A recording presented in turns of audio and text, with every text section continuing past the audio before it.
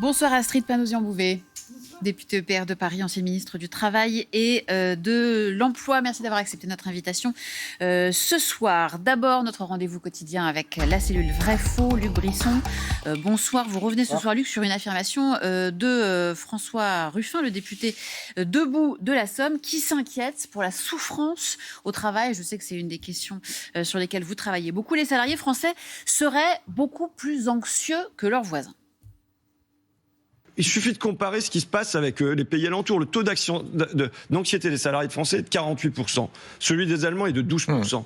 On a vraiment un gros souci. Alors, est-ce que c'est vrai ? Est-ce que nous sommes, nous, salariés français, plus anxieux que les travailleurs allemands ? Alors, c'est vrai, on a retrouvé les chiffres de François Ruffin. Ils viennent d'une étude d'Eurofound. C'est une agence qui dépend de l'UE.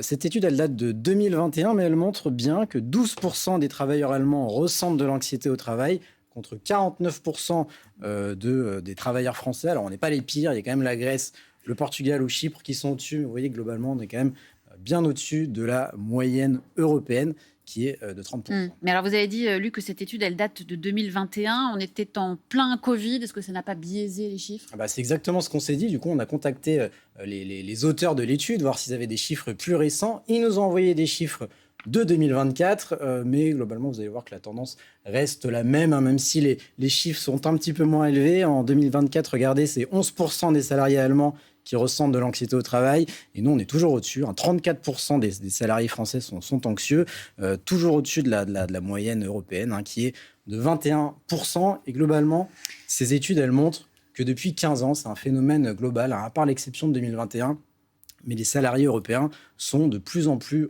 anxieux au travail, même si c'est vrai, en France, on fait partie du haut de la liste. Et alors, est-ce qu'on sait pourquoi les Français sont plus anxieux que les autres ? Alors, ce serait notamment notre management qui serait en cause. C'est ce qu'a conclu l'IGAS, l'Inspection Générale des Affaires Sociales, dans un rapport de 2024 qu'ont retrouvé nos confrères de France Info Radio. Je cite le rapport de l'IGAS. Le management français est fréquemment présenté comme défaillant. Selon ces analyses, les pratiques managériales françaises seraient verticales et les distances hiérarchiques élevées. Ce rapport, il estime qu'en France, on a un modèle managérial, entre guillemets, de la hâte, trop hâtif, qui ne prend pas assez la peine de discuter de l'organisation concrète du travail, qui serait trop distant de la réalité du travail. Vous qui nous regardez, vous avez peut-être des exemples qui vous viennent en tête, mais ce qu'on peut conclure, c'est que ces pratiques de management plus stressantes, ça participerait à cette forte anxiété des salariés français. Merci beaucoup, Luc Brisson. Je rappelle, le rendez-vous hebdomadaire avec toute l'équipe de Vrai ou Faux, c'est le samedi à midi et le dimanche à 20h. À 20h. Merci beaucoup, Astrid Panosyan-Bouvet, députée donc EPR de Paris, ancienne ministre du Travail et de l'Emploi dans les gouvernements de Michel Barnier, puis de François Bayrou. Vous avez conseillé Emmanuel Macron sur les questions à la fois de travail et de santé, donc vous connaissez très très bien ces questions. 49% des Français qui ressentent de l'anxiété au travail, loin devant donc la moyenne européenne à 30%. Oui, c'est la faute à partir de 2024, mais je rejoins tout à fait les conclusions qui ont été dites ici autour de la spécificité des pratiques managériales françaises.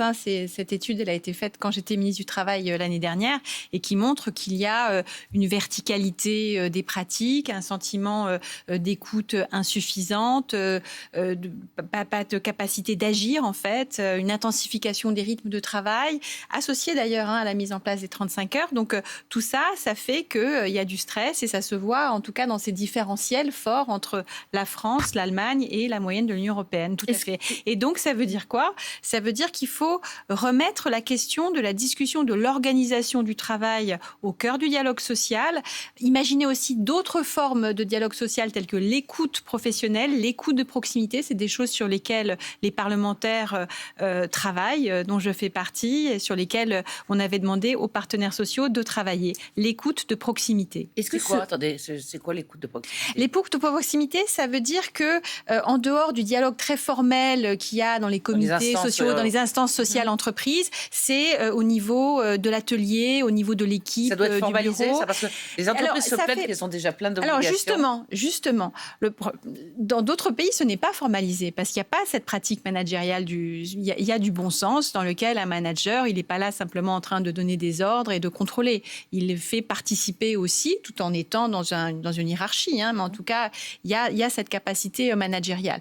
Donc, il s'agit simplement de donner des conseils aussi pour les managers de mieux gérer et de mieux faire leur job en s'appuyant mieux sur les équipes. Parce qu'effectivement, ce qui ressort aussi d'autres études du CEVIPOF, c'est l'insuffisante reconnaissance des travailleurs français par rapport au travail, le sentiment qu'ils ne sont pas suffisamment écoutés et donc la perte de sens qui va avec, ou le sentiment de ne pas avoir les moyens de faire du bon travail. Est-ce que ce mal-être au travail explique selon vous la difficulté que l'on a dans notre pays à parler des retraites ? Bon, pas en parler, mais en tout cas à trouver un compromis. Oui, est-ce que c'est parce que ça vient toucher à une question qui est douloureuse pour moi, beaucoup de Français ? Je pense que le sujet, c'est qu'on voit les retraites comme une espèce de bonheur différé par rapport à une vie de labeur. Et il faut parler du travail, c'est-à-dire à la fois des salaires, des conditions de travail, de la reconnaissance et des perspectives qui en découlent. Et c'est peut-être ça qui pêche aujourd'hui. On a parlé beaucoup d'emplois et on va peut-être en reparler. Le chômage devient un sujet beaucoup moins de préoccupation de nos concitoyens depuis ces dernières années. Mais on ne parle pas travail. Et c'est deux choses différentes. Il y a une réalité subjective, un lien social qui se crée autour du travail et qu'il faut aujourd'hui pouvoir améliorer pour nos concitoyens. Vous avez voté contre la suspension de la réforme des retraites parce que, selon vous, c'est une bonne réforme ? Je ne vois pas comment on peut faire par rapport au mur démographique, par rapport à la trajectoire financière qui nous a été rappelée, mais ad nauseam par les différents instituts, et notamment la Cour des comptes, par rapport à la question du taux d'emploi des seniors aussi, 40% simplement des plus de 60 ans travaillent versus 70% dans les pays d'Europe du Nord, et au fait qu'on a aujourd'hui 28% des salaires des actifs qui part dans le financement des pensions des retraités sans que les actifs aient le sentiment qu'ils puissent eux-mêmes en bénéficier quand ils arriveront à l'âge de la retraite. Donc aujourd'hui, je ne vois pas comment faire autrement que de parler de mesure d'âge, tout simplement. Mais ça veut dire aussi qu'il faut travailler sur le travail ici et maintenant, et notamment la question de la pénibilité. Parce que l'obligation de travailler plus longtemps liée à l'espérance de vie, elle ne s'impose pas de la même manière pour tous. Alors on peut vous objecter deux choses. La première, c'est les seniors qui disent « moi j'aurais bien voulu travailler plus longtemps, oui, mais on m'a fichu dehors ». Oui. Donc, ça peut sembler contre-intuitif de dire aux gens vous allez travailler plus longtemps alors qu'ils ne trouvent pas de boulot. Parce que le meilleur marqueur aujourd'hui du taux d'activité des seniors dans les pays européens ou même aux États-Unis, c'est quoi ? C'est un âge de départ. Et c'est vrai que nous, on a eu un âge de départ qui est passé à 60 ans, qu'il a été jusqu'à la réforme Woerth de 2010-2012. Et c'est le marqueur. Voilà, c'est le marqueur. Pourquoi ? Parce que dans notre pays, dans les années 70, ça date de Raymond Barre, on se disait que pour faire de la place aux jeunes sur le marché du travail, il fallait sortir les travailleurs expérimentés. Résultat, parce que c'est pas des vases communicants. On a une culture de la non-embauche à partir d'un certain âge. De la non-embauche ou de se dire qu'on n'a plus tout à fait sa place dans le marché du travail. Ça se voit d'ailleurs aussi dans les taux de formation qui sont formation continue, qui sont beaucoup plus bas, ou dans la manière dont sont traités les seniors, les ruptures conventionnelles, on va peut-être en parler, la surreprésentation dans les plans sociaux, etc. Et donc, il y a un sujet très culturel et très français. Et c'est pour ça qu'en tant que ministre du Travail, on avait demandé avec Michel Barnier à l'époque aux partenaires sociaux de se saisir de cette question. Parce que la clé pour le taux d'activité des seniors, c'est quoi ? C'est d'anticiper les choses. C'est pas de se dire à 55 ans, il y a un sujet. C'est d'anticiper en milieu de carrière, à 40 ans, pour voir si 45 ans, 50 ans, pour voir s'il y a les compétences et les questions de santé. Parce que ça devient cœur et central quand on travaille en vieillissant. Pour la pénibilité, vous avez enchaîné tout de suite sur la retraite. Or, finalement, si vous avez soutenu la réforme Borne, c'est une réforme qui ne tient pas vraiment compte de ça. C'est plus une réforme, comme on dit, paramétrique, de manière à récupérer un peu d'argent. Alors, il y avait un fonds, effectivement, d'investissement, mais moi, et c'est pour ça que que tout le monde dit, enfin tout le monde, pas tout le monde, mais des gens, par exemple, comme Gabriel Attal ou d'autres personnes, disent, si c'est celle de 2027, si en 2027, c'est un sujet de campagne, on va pouvoir faire un système complet qui permettra certes d'avoir un taux actif-inactif qui sera plus intéressant, mais où on pourra intégrer la pénibilité, un certain nombre de choses. Est-ce qu'il ne faut pas mieux attendre ? La pénibilité était déjà effectivement, était quelque part intégrée, mais mal. Et c'est aussi pour ça qu'on a voulu lors du conclave, mettre ce sujet au cœur des négociations, avec une vision collective de présomption de pénibilité sur des professions dites pénibles, versus une vision plus médicale et individuelle du patronat, sur lequel on n'a pas pu s'entendre. Mais je pense que c'est le cœur, parce que les départs en invalidité professionnelle, par exemple, dépendent vraiment et très très fortement en fonction des secteurs d'activité et des métiers. Voilà. 25% aujourd'hui des ouvriers non qualifiés du bâtiment partent en invalidité entre 50 et 59 ans, que 5% des cadres banque en assurance. Donc effectivement, c'est très anxiogène pour eux de leur dire vous allez devoir travailler plus longtemps. Mais d'où la question de travailler travailler sur le travail ici et maintenant, les conditions de travail, les reconversions, et de permettre à ces personnes-là, effectivement, de pouvoir partir plus tôt. Je pense que c'est absolument indispensable. Vous plaidez pour le dialogue social, mais il faut que tout le monde joue le jeu. Vous parlez du conclave. Oui. Il a échoué, le conclave, parce que le patronat s'est opposé à la prise en compte de la pénibilité. Il y avait, pour être très juste, pour être très exact, il y avait 2 visions de la pénibilité et qui coûtaient quasiment aussi cher l'une que l'autre. Donc, ce n'était pas une question de coût. Il y avait une vision collective qui consistait à dire, pour la CFDT notamment, si vous avez occupé tel poste ou tel poste dont il est vérifié qu'il y a une forte invalidité professionnelle, etc., vous pouvez partir entre 4 et 8 trimestres plus tôt. Là où le MEDEF disait, il faut qu'il y ait des contrôles médicaux et donc individualisés à l'âge de 59 ans ou 60 ans. Donc, c'est 2 approches différentes, mais je regrette effectivement qu'on n'ait pas pu toper là-dessus parce qu'il y a de véritables variations très fortes selon les métiers. Et donc, contrairement à la gauche, moi, je ne suis pas pour que tout le monde travaille moins longtemps. Je suis pour qu'en fonction des métiers, en fonction des métiers qui sont dits pénibles, il y en a, ça concerne à peu près un tiers de la population active, femmes comme hommes, eux puissent partir plus tôt, parce qu'ils sont effectivement... C'est un système un peu à la carte, en fait.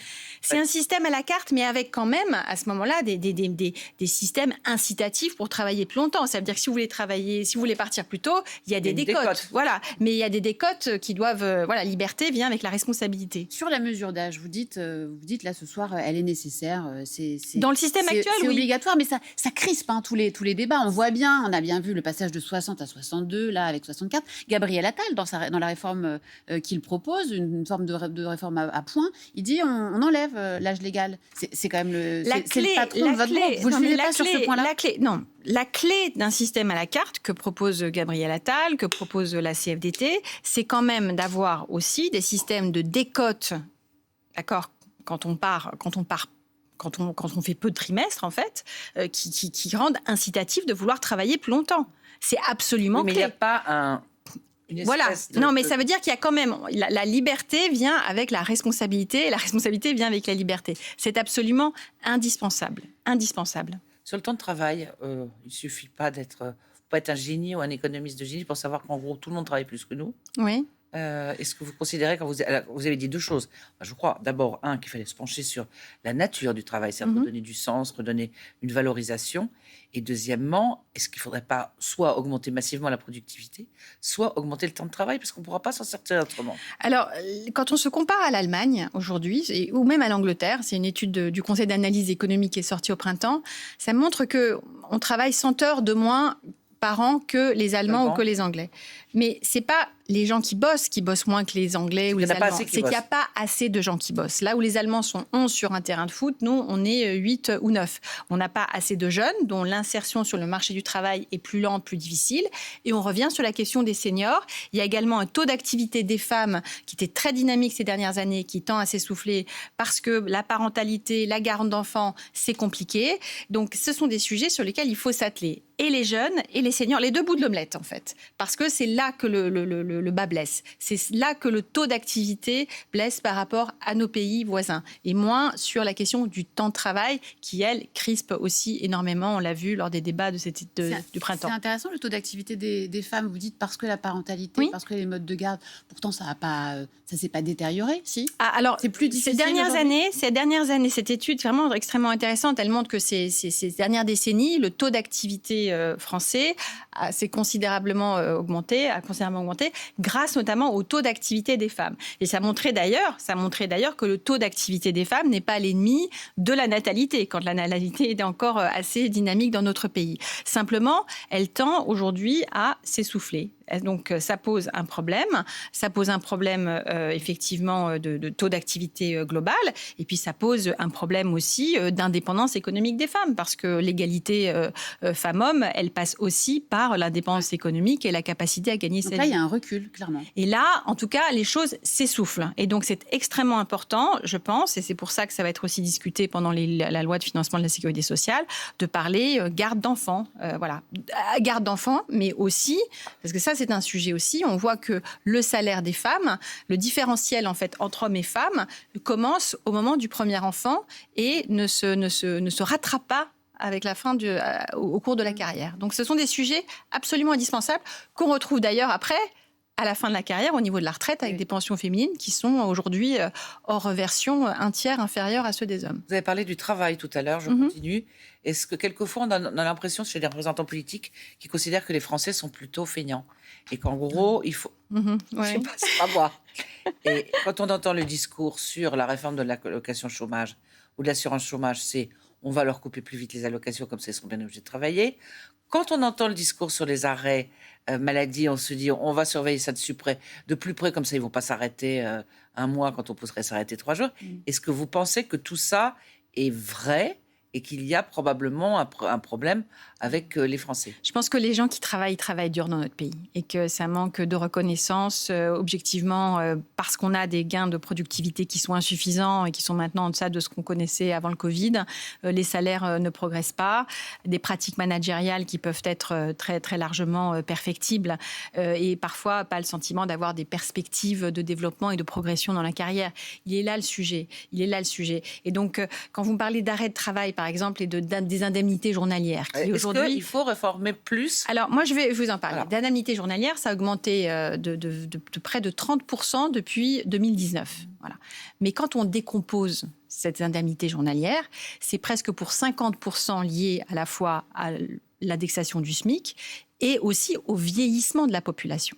Par contre, il y a un tiers de cette augmentation, effectivement, des indemnités journalières qui est liée à une augmentation des recours. Toute catégorie professionnelle et puis tout âge confondu, et notamment chez les jeunes. Il y a une étude qui est sortie récemment qui a montré que près de 49% des jeunes entre 20 et 30 ans ont eu recours à un arrêt maladie. Donc, c'est pas simplement lié au vieillissement de la population alors active. ça veut dire qu'ils veulent pas forcément et donc, travailler ou pas?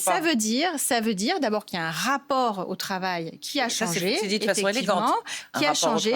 Mais je pense, moi, que quand on fait un job intéressant, qu'on a de la reconnaissance, eh ben, on a envie et qu'on a le salaire qui est derrière. Un gouvernement à venir, et donc, je pense, doit-il réformer un peu plus avant que ça n'a été fait les arrêts de travail. Je pense effectivement qu'il y a 2 sujets sur lesquels il faut travailler aujourd'hui. En plus des questions de reconnaissance et de salaire, on reviendra peut-être là-dessus, parce que je pense qu'il y a des choses très concrètes qui peuvent être faites. C'est effectivement les arrêts de travail sur lesquels il y a parfois des prescriptions qu'on ne comprend pas. Et donc, c'est à l'assurance maladie de travailler aussi avec les prescripteurs. Et ce qui fait que je trouve regrettable qu'une des propositions du gouvernement qui consiste à dire qu'il faut au moins 15 jours minimum il faut passer de 1 mois minimum de... Enfin, on peut pas un arrêt total. Voilà, un arrêt sans total. Être repassé devant un médecin. Voilà, devant un médecin. Il faut mieux contrôler les médecins. Je pense effectivement qu'il faut mieux contrôler effectivement les médecins. Ça, c'est effectivement un premier sujet.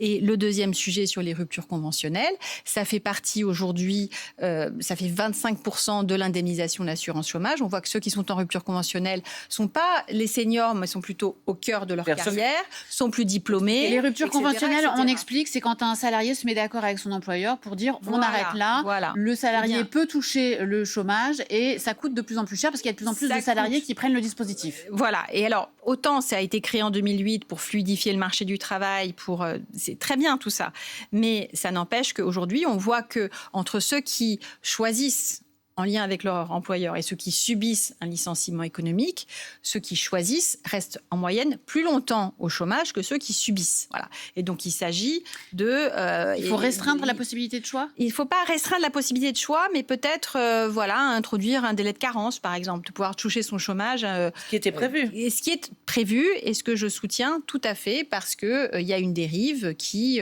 doit être remise d'équerre là-dessus. Le sujet quand même de la santé mentale chez les jeunes, on peut pas parler des arrêts maladie qui explosent dans une certaine tranche d'âge sans l'évoquer. Parce que justement, une des raisons, quand je vous disais que près de la moitié entre 20 et 30 ans ont déjà eu recours à un arrêt maladie, c'est d'abord pour des raisons psychologiques et santé mentale. Donc il y a effectivement un sujet qu'il faut regarder, de toute façon, qui est lié aussi à cette grande cause santé mentale qu'on va d'ailleurs renouveler l'année prochaine parce qu'aujourd'hui, il y a encore beaucoup d'efforts à faire à ce niveau-là. À propos du burn-out, il y a un certain nombre de personnes qui plaidaient en considérant qu'il fallait que ce soit plus facilement reconnu notamment dans les critères de pénibilité, et certains autres avaient peur qu'on mette à toutes les sauces. C'est-à-dire, dès qu'on n'est pas bien, on utilise le terme burn-out, en gros, pour pouvoir... Oui, je pense qu'il faut faire attention à la médicalisation de certains sujets collectifs. Je pense qu'il y a aussi des questions d'intensification des rythmes de travail. Je pense qu'il y a des sujets d'organisation de rythme de travail, de sens au travail, de moyens donnés dans la capacité à bien faire son travail, plutôt que de vouloir individualiser et médicaliser des symptômes, finalement. Donc, je serais plus, moi, tenante de la question collective et du dialogue social et de comment est-ce qu'on améliore ça. Et comment on forme mieux nos managers aussi.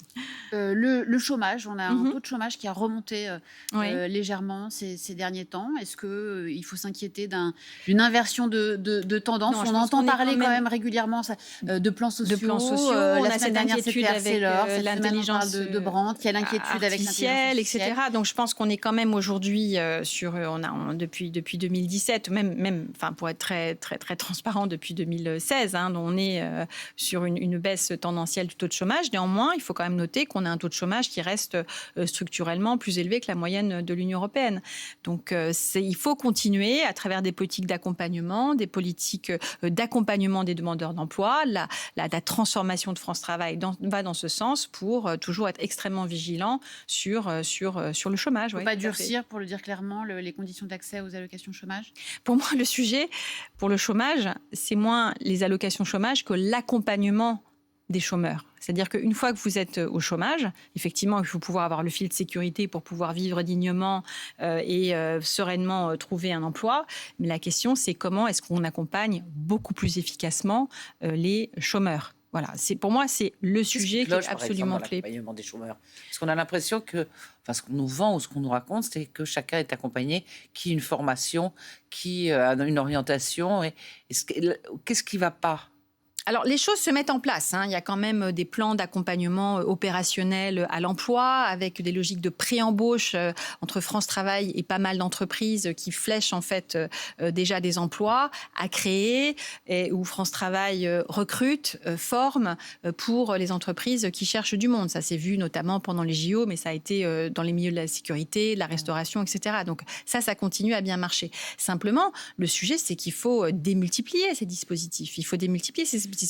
France Travail, aujourd'hui, il n'y a que 25% des entreprises qui font appel à France Travail pour chercher un emploi, pour chercher des candidats. Donc, c'est tout le travail que fait France Travail aujourd'hui, de se rapprocher des entreprises pour connaître les offres, pour anticiper et puis faire le matching, la réconciliation avec la demande, notamment des demandeurs d'emploi et la compétence et le temps que ça met à les former pour les demandes des entreprises. Je parlais de la situation de Brandt, le fabricant d'électroménagers. Demain, je crois, demain, le tribunal va se pencher sur la proposition de reprise des salariés via une SCOP. Est-ce que c'est aux salariés français aujourd'hui de sauver l'industrie française? Alors, je pense que c'est pas qu'aux salariés, c'est aussi un effort constant des pouvoirs publics, des industriels, mais aussi des salariés, parce que, bon an, mal an, les SCOP, ça marche en fait. On a eu pas mal d'exemples d'entreprises où la reprise par les salariés, ça donne du long terme, ça donne de l'engagement, ça donne du sens, et ça produit des résultats, et ça produit aussi un soutien des clients qui auraient pu aller ailleurs, mais qui se disent, et d'un territoire, on a envie de soutenir cette entreprise. Donc, regardons, si les conditions économiques sont là, soutenons le projet des salariés, tout à fait. Il y a eu une enquête ce matin du Cevipof indiquant qu'il y avait un divorce profond entre les Français et la politique. Elle n'est pas nouvelle, cette étude. Non, elle n'est pas d'accord. Mais quand vous-même vous regardez la classe politique, oui. Dont vous avez fait partie diversement en fonction des diverses époques, qu'est-ce que vous comprenez, notamment avec le débat budgétaire, qu'il puisse y avoir un épuisement, une lassitude informationnelle et politique, en disant on ne sait pas comment on va s'en sortir? Je les comprends. C'est-à-dire que là, ce qui est nouveau dans cette étude du Cevipof que vous mentionnez ce matin, c'est que les Français disent que les politiques, c'est la première préoccupation aujourd'hui. Alors qu'avant, c'était l'immigration, le pouvoir d'achat ou d'autres choses. Le pouvoir d'achat, il y a 10 ans, c'était le chômage. Donc, je les comprends. Comment on le vit, ça, en tant que femme politique? Je le vis parce que je le comprends moi-même, en fait. C'est-à-dire cette difficulté qu'on peut avoir à trouver des compromis, par exemple, typiquement sur les retraites.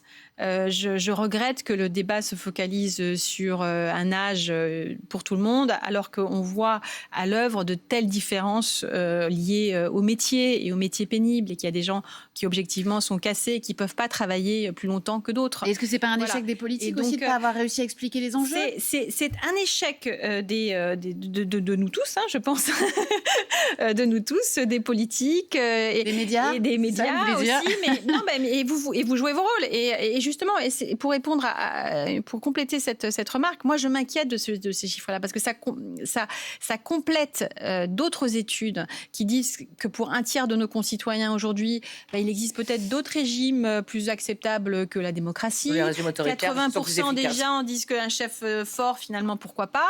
Et tout ça en lien avec la contestation de l'audiovisuel public qu'on voit aujourd'hui, et je veux défendre l'audiovisuel public ici, la contestation des juges, c'est des choses qui font que la question démocratique sera au cœur, je pense, aussi de l'échéance de 2027. Il ne faut pas que la question économique élude la question démocratique. Une petite question politique pour terminer. Oui. Est-ce que c'était une erreur d'abandonner le 49.3 ? Est-ce que Sébastien Lecornu doit y recourir pour nous permettre d'avoir un budget avant Noël et de passer à autre chose ? Je pense je pense que le Premier ministre a bien fait pour montrer sa bonne volonté.